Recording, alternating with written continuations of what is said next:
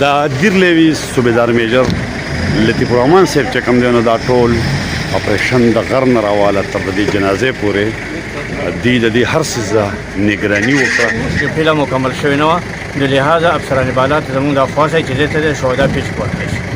کوزدر سره د نزی غریزي سیمې سیا کې د پولیو ډیوټۍ په دوران کې د موټر سایکل حادثې په نتیجه کې په حق رسیدلي دیرلیوي سپایي سهیل خان جنازه دیرلیوي هډ کوارټر چکدره کې ادا کړل شوې ده. د کوزدر ډیپټي کمشنر محمد عارف خان څوک چې د دیرلیوي کمانډنټ هم دی، اسسټنټ کمشنر ادینځه سلیم ایوبي، ایډیشنل اسسټنټ کمشنر ادینځه شهزاد احمد عباسي، ډي اس پی ادینځي سرکل فخر عالم خان، اس ایچ او چکدره فضل غفور خان، اس ایچ او اوج ایوب خان چکدره، ټریفک انچارج واجد خان سره سیاسي سماجی او دیرلیوس ګڼ شمېر سپایانو جنازه کې شرکت کړی و. د جنازې وروسته ډیپټي کمشنر کوزدر محمد عارف خان د سپایي سهیل خان په تابوت د ګلونو ګلدستې کېښودې او دعاګانې وغوښتې. دې نه وړاندې ډي اس پي فخر عالم خان، ایډیشنل اسسټنټ کمشنر ادینځي سهیل عباس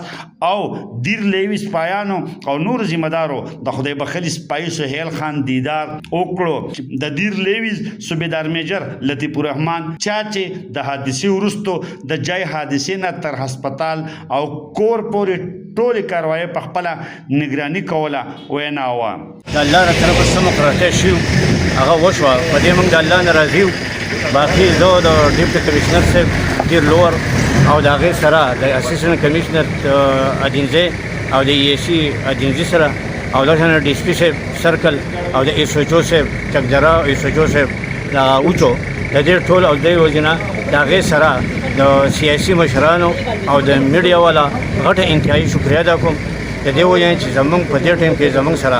یو تعاون وکړو او زموږ سره همراضي وکړله. نو په دې وجه باندې زه ډېر شکریه کوم او ان قریب ده چې د دې الله نه راولي موږ ته په هر وخت کې تابعدار ولاړ یو. دا تاسو د په ډیوټۍ کې دغه شوی نو تاسو چې سپایي پیکج شهدا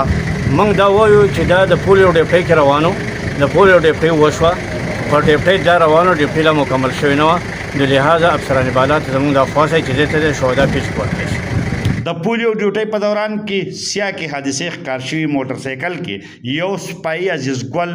جوبل شوی هم دی چې حالت یې د خطرې نه بهر ښودلی کېږي. محمد اسرار، خیبر نیوز، چکدره،